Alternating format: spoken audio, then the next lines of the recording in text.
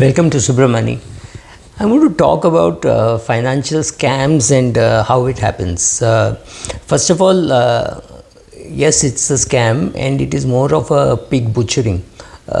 Many of you may have seen I have my fake profile in it's not there in LinkedIn, it's there in Facebook.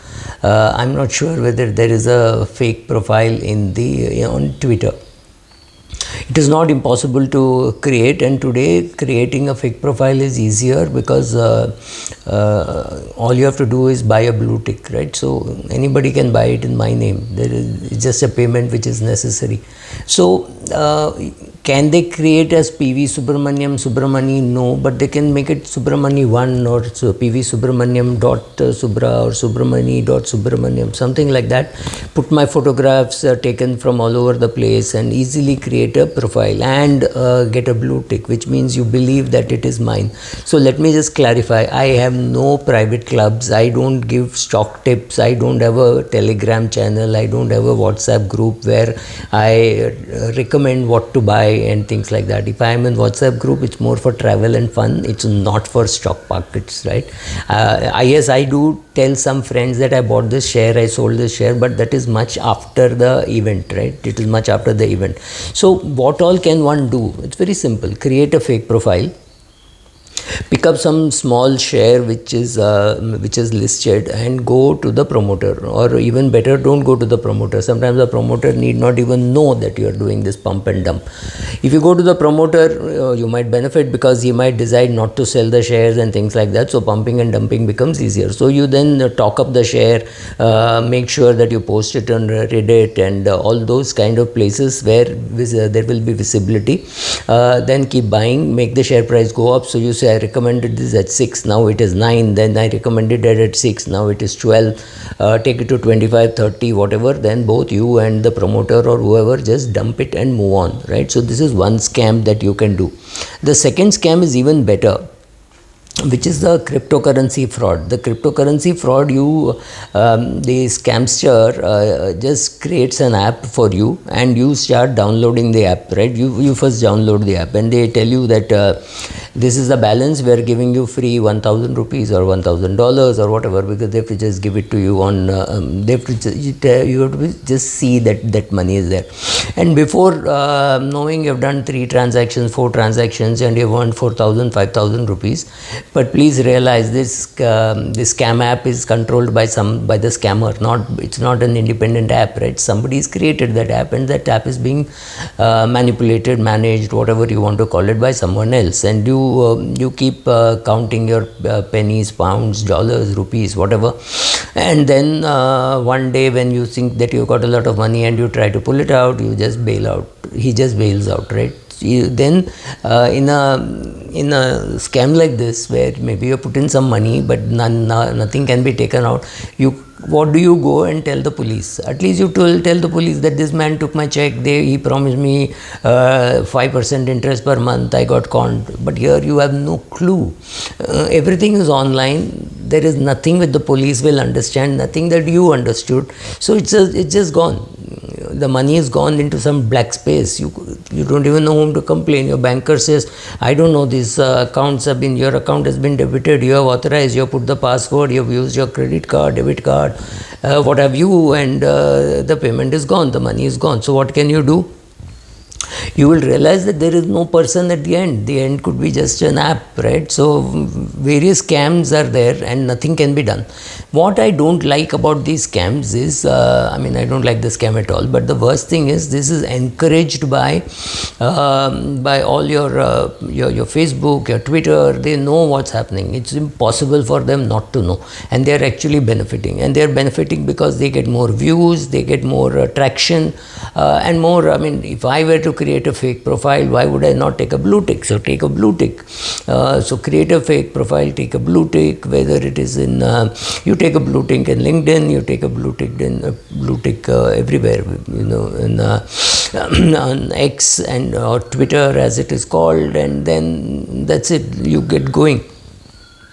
And you can be a fan of Google, you can be a fan of Facebook or whatever, but pig butchering happens regularly, and all these big companies know that it is happening. It is not as though they don't know. It is like somebody calls you and says, I'm from XYZ company, and you have got an old insurance policy. To get it, you have to take a new policy, and then they give you a new policy. You know this is fake. The company knows it is fake. The IRDA knows it is fake, but people will do nothing. Right? The only defense that you have against being cheated is understanding that you are being cheated, and therefore acting accordingly, and not putting money behind buying one more policy and losing that money too. Right? So all these insurance companies know what is happening. Their chairman know what is happening. The IRDA chairman knows what's happening. I have another problem with somebody like Meta, who's perhaps profiting from this kind of a behavior. They allow scammers to run ads, so where they make money. That means they're targeting unknown victims on their platform. And if somebody impersonates me and I tell them, look, I'm being impersonated, then this is typically the answer that I get. We did not remove PV Subramaniam ad because our review team found that ad does not go against our community guidelines on fraud or scam. So learn more about what action we take on reports like this, etc., etc., etc. Complete nonsense. They know what's happening. They are making money. So typically what I think Sinclair or maybe even Buffett or somebody else also said, if you get paid for not understanding what you should understand, you will not understand. Right? So if you think ULIPs are very good and very profitable, and that's what you have been told during your training, or during your general insurance training, you're not told that two policies cannot be used for the same claim. Right? So you're not told, you said, oh, only one. But the same guy gives you a policy and a floater, and then says, no, two policies can't be used. Then what is the point in having both from the same company? He knows it can't be done, and he still thinks that he should sell you both the policies. Right? So he is not trained. There is no need for the company to train him and teach him these things. Similarly with scamming, all your Meta is whether it is Facebook, whether it is Google, whether it is Twitter, they all take these ads. They all come and give you ads. They help you create a fake profile. They allow you to use a blue tick, and there you are, up and running, and that's it. So tomorrow when you lose money, and if you're sitting in India and you lost money, there is nothing that you can do. Right? You cannot go to the police. Police will not know what to do. You can't go to SEBI, you can't go to RBI, you can't go to anybody, because you have authorized those payments. So it's gone. So be careful about where you are, whether it is Meta, whether it is, you want to call it Google, you want to call it Facebook, you want to call it Twitter, doesn't matter. Whenever somebody offers you something online, especially financial product, be extremely careful.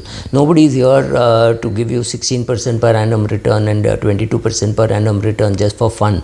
Right? So those guys are conning you. If you can't understand that, then you're in bad shape. So whether it is a company fixed deposit or whether it is a cryptocurrency, when somebody is giving it to you online and you know them only online, if some Bajaj is coming and selling a policy to you, they keep selling something every day or something like that, you know that the company exists in real life. So yes, you might get conned with the rate of interest or things like that, but your money may not be lost, and you know physically that HDFC Bank exists, HDFC credit card exists. Right?